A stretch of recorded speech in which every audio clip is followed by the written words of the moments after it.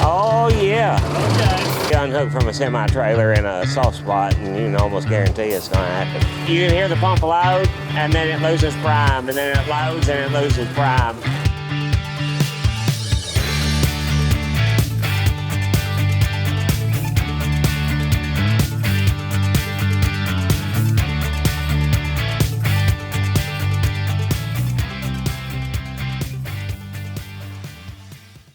Hey, welcome to our YouTube. This week we're getting the planters ready, applying some fertilizer to the wheat, and doing a little trucking. So a little bit of everything this week. Thanks for joining us. Also, there's a myriad of problems every day. Like right now, Blake was headed over here to an adjacent farm to hook up to one of the liquid trailers, and it had sunk down in the mud from the rain the other day, and the semi can't get under it. So we've got a backhoe over here. Hopefully it starts. Fingers crossed. I doubt it will, but hopefully the backhoe starts and we can get it lifted out of the mud so he can get hooked up to it. If not, we'll have to come back and hook up a gooseneck and load a skid steer and then bring it back over here. So hoping for the backhoe.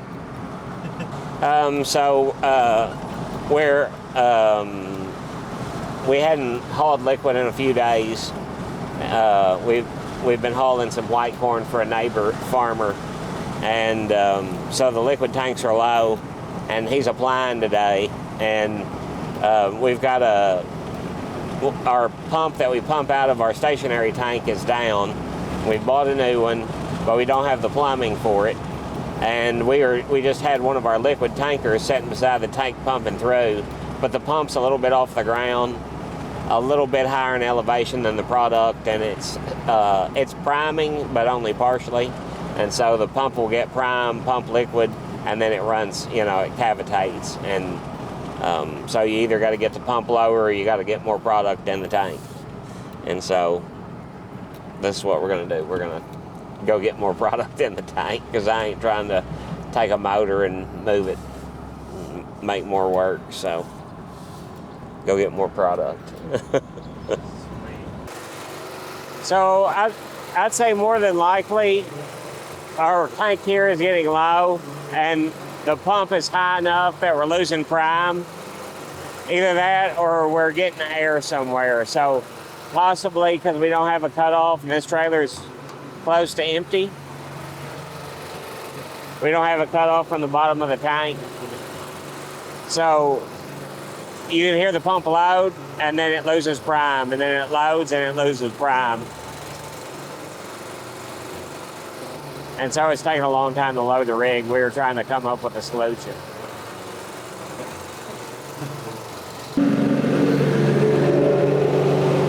No, we're empty. Empty? Yeah. So open the blue valve there.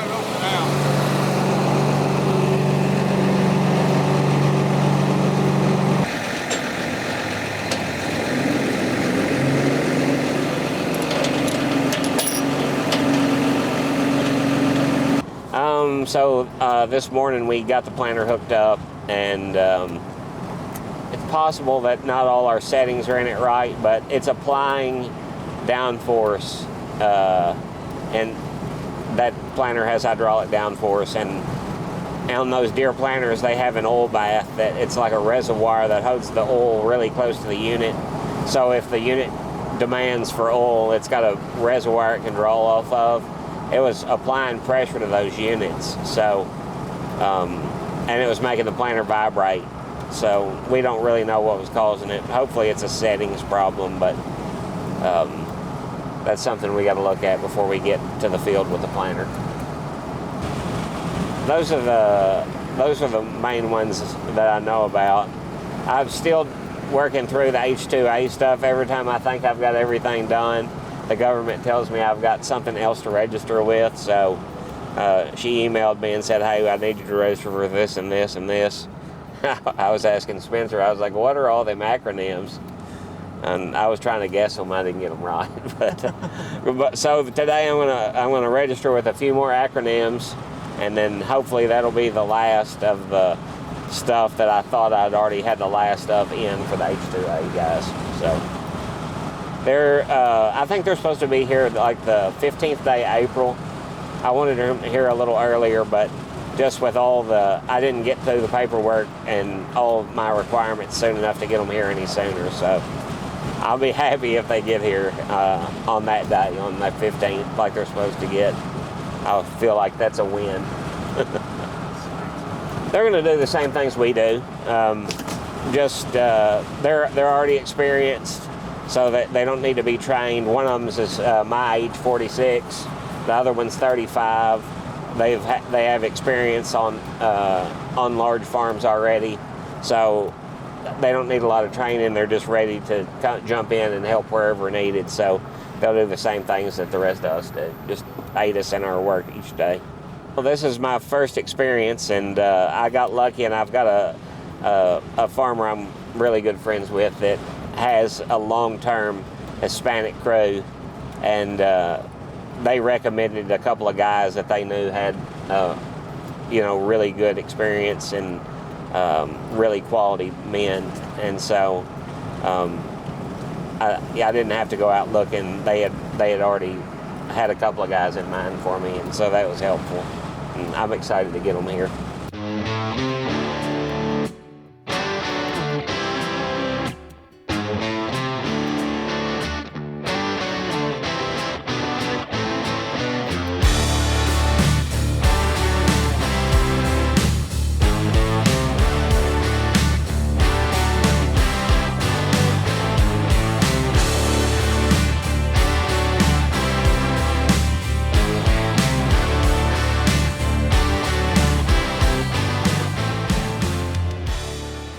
That's to me like the biggest problem with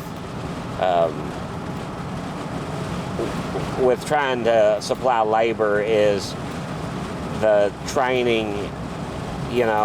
Takes a long time to get a highly experienced guy, and it's a lot of it's just a long-term process. And not to say it, a new guy can't do it. It's just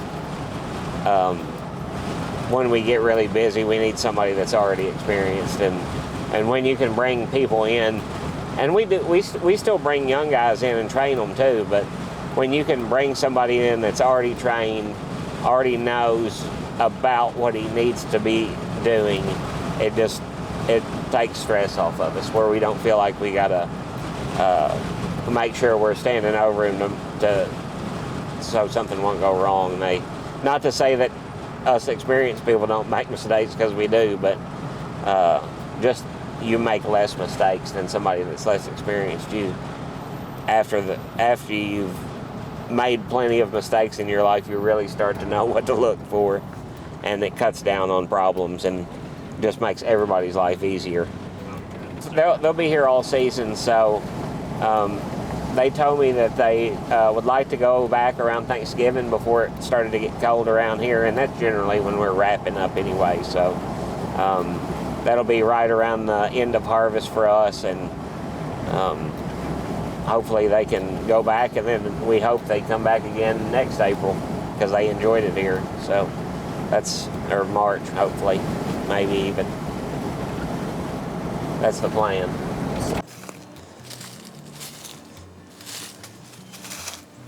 Oh, we got a flat tire. Problem number 4.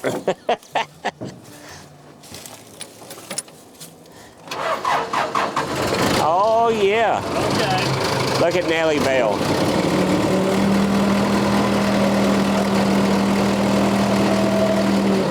I think I can make it real slow, maybe. Oh, yeah.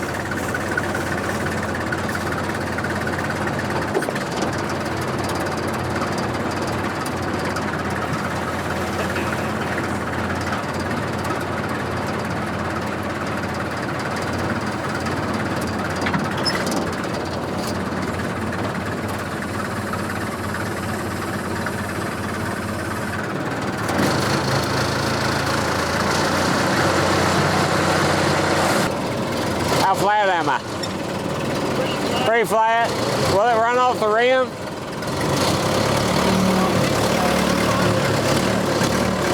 Think I can make it?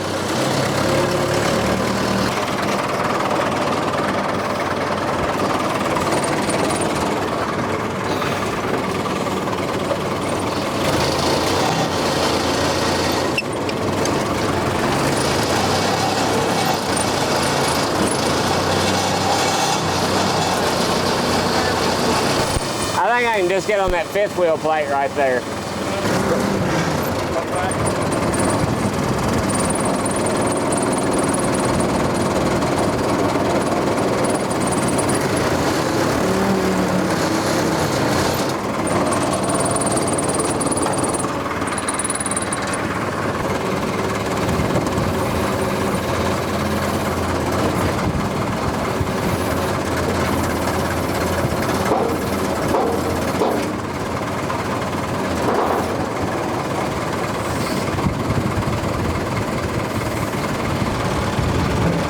Am I under that fifth wheel plate?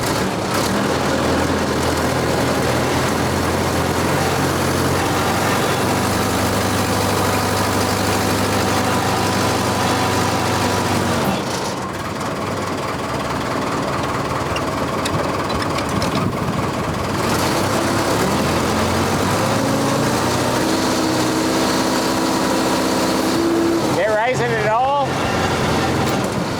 No?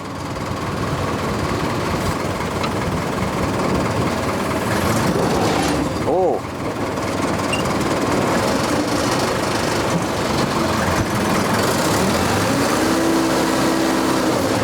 No guts.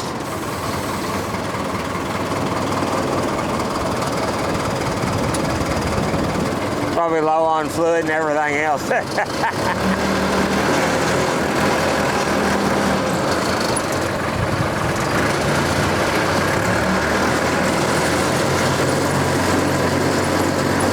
Yeah, I'm so, like, it'll pick a grain trailer up. This thing's evidently super heavy. Those pieces of wood didn't do much, huh? It just busted right through them. It's empty. Just soft right there. You unhook from a semi-trailer in a soft spot and you can almost guarantee it's gonna happen. Nah, your kingpin's below your lowest metal there.